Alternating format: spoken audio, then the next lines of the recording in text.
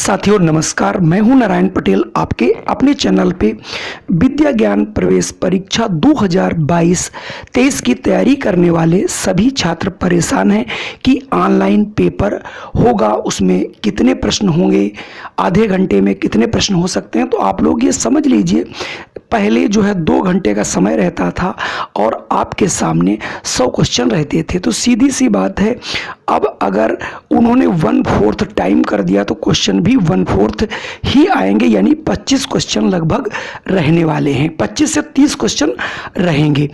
अब चूंकि हमारा जो सामान्य ज्ञान है और विज्ञान, इससे जो है 35 प्रश्न आते थे, तो 35 का चौथाई अगर हम करते हैं तो आपका यही 8 चक्कू 32, यानी कहने का मतलब ये लगभग 9 प्रश्न होने वाले, 9 से 10।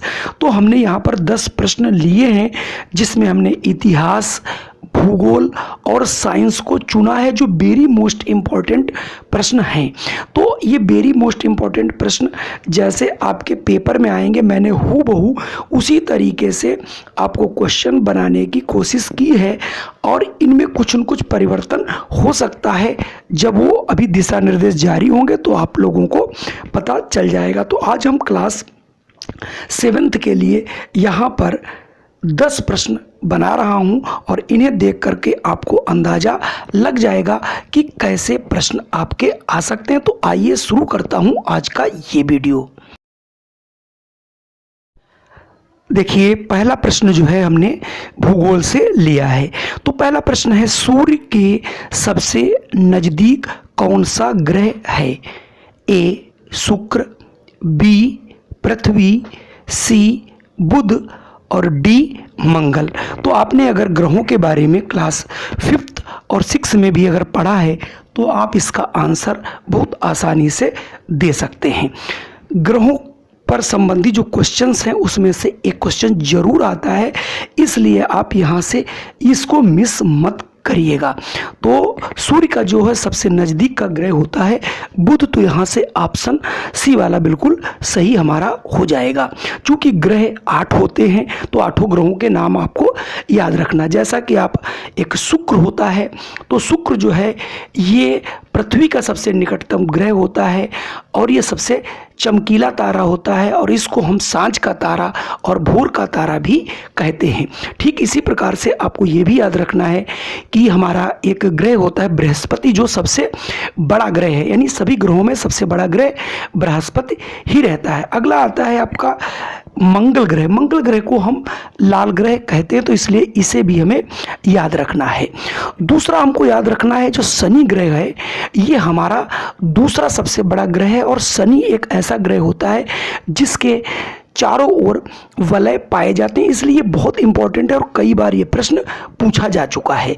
अगला हमारा ग्रह आता है अरुण, और ये जो है तीसरा सबसे बड़ा ग्रह होता है।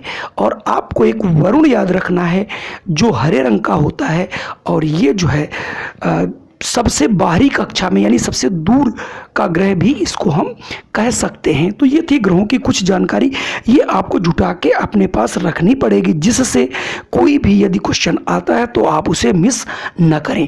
चलिए बढ़ता हूं मैं अगले प्रश्न की ओर। एक प्रश्न साहित्य से संबंधित जरूर आता है। तो यहाँ पर हमने प्रश्न रखा है, विश्व का सबसे बड़ा महाकाव्य है रामायण या महाभारत या फिर चरक संहिता या फिर रामचरित मानस? तो आपको पता है रामायण जो है ये संस्कृत भाषा में लिखी गई, जिसको वाल्मीकि जी ने लिखा है, और सबसे जो बड़ा है महाकाव्य वो है महाभारत, यानी ऑप्शन बी सही हो जाएगा, जिसे वेद व्यास ने लिखा है। तो रामचरित मानस तुलसीदास ने लिखा। तो कुल मिला के आपको साहित्य से संबंधित जितने भी प्रश्न मिलेंगे, जो भी रचनाएं मिलेंगी, उनके रचनाकार कौन कौन से हैं, रामायण में क्या है, महाभारत में क्या है, रामचरितमानस में क्या है, चरक संहिता क्या है, इसके अंदर क्या है, क्योंकि ये हमारा औषधियों से संबंधित है। तो हमको ये ढेर सारी चीज़ें याद रखनी है, तभी आप कंपटीशन को बीट कर पाएंगे। चलिए मैं बढ़ता हूँ एक नए प्रश्न की ओर। चलिए अगला प्रश्न है, पिरामिड किस देश में स्थित हैं? मिस्र में, भारत में, सूडान में या फिर रूस में। वीडियो बहुत बड़ा हो रहा है इसलिए मैं शॉर्ट करके आपको बता रहा हूँ। ये 7 दुनिया के आश्चर्य हैं, उनमें से एक है। तो मिस्र के पिरामिड आप याद रखिए, यानी पिरामिड जो है वो मिस्र देश में पाए जाते हैं। ये अपनी कलाकृति के लिए ये हमारे विश्व के आश्चर्यों में, जो 7 विश्व के आश्चर्य हैं उसमें इन्हें समाहित किया गया है। अगला प्रश्न हमारा इतिहास से है। बीड़ा बजाते हुए किस सम्राट का चित्र उसके सिक्कों पर अंकित है? ए समुद्रगुप्त, बी अशोक, सी चंद्रगुप्त या डी चाणक्य। हालांकि चाणक्य कोई राजा नहीं था ऐसा पता होगा। तो ये था समुद्रगुप्त जो बीड़ा बजाते हुए जो है उनके सिक्कों पर अंकित है। अगला प्रश्न भी हमारा भूगोल से है। भारत में सबसे कम वर्षा किस राज्य में होती है? गुजरात, हरियाणा, पंजाब या फिर राजस्थान? सही जवाब है राजस्थान में सबसे कम वर्षा होती है, जबकि मेघालय में सबसे अधिक वर्षा होती है, जो कि आपका उसमें एक स्थान है चेरापूंजी, और वहाँ पर मानसिनराम में जो है सबसे अधिक वर्षा होती है। मेघालय एक ऐसा राज्य है जो कि पूरे विश्व में सबसे अधिक वर्षा वहीं होती है। अगला प्रश्न हमारा विज्ञान से है। दूध से दही बनना कौन सी प्रक्रिया है?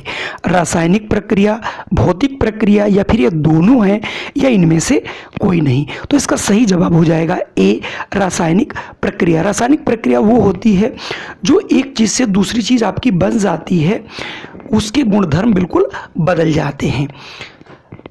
जबकि भौतिक प्रक्रिया में जब भी आप वो चीज़ हटाते हैं तो पुनः वही चीज़ मिल जाती है। जैसे आप पानी को ठंडा कर दें तो बर्फ़ बन जाएगा, और पानी को गर्म कर दें तो भाप बन जाएगा, भाप को ठंडा करें तो पानी बन जाएगा, और बर्फ़ को अगर गलाएंगे तो फिर पानी बन जाएगा। तो ये भौतिक प्रक्रिया होती है। दूध से दही बन जाता है लेकिन दही से दूध नहीं बनाया जा सकता। अगला प्रश्न हमारा विज्ञान से है। आलू क्या है? तना है या फिर जड़ है या ये पत्ती है या इनमें से कोई नहीं?